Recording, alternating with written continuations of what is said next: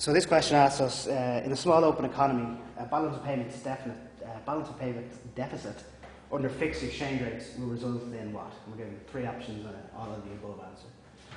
Okay, so what does it mean, a balance of payments deficit? Well, it just means that your IS and LM curves are in equilibrium somewhere below your BP line. So in other words, the BP line doesn't run through the same point of intersection as the other two. So what does it really mean? So anywhere under this line of BP is zero, the balance of payments deficit.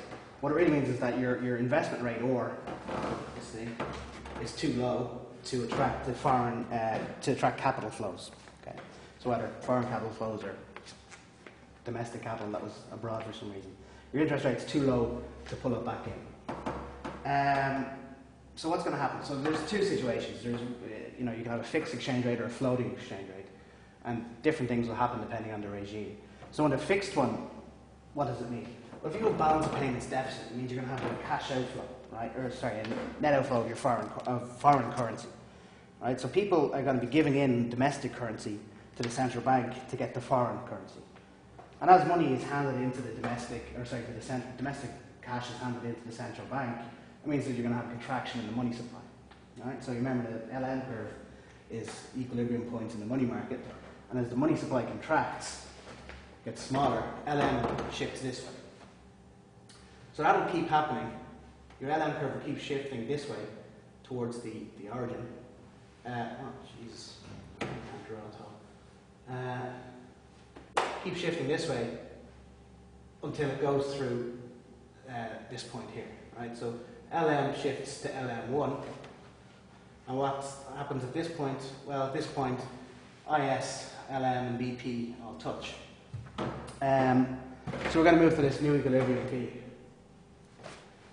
Okay, so the mechanism is cash outflows, foreign currency outflows, means people are going to be handing in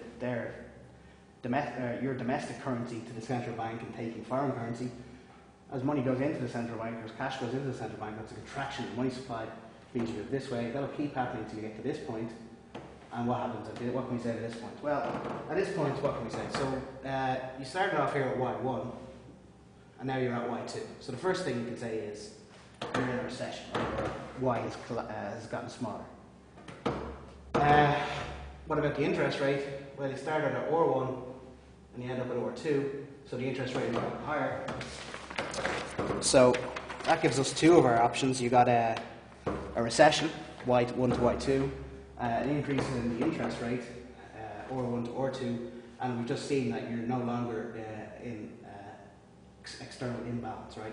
This mechanism happens until you get back to the point on your BP equals to 0. So all three of those answers are correct, which gives you answer D, all of the above.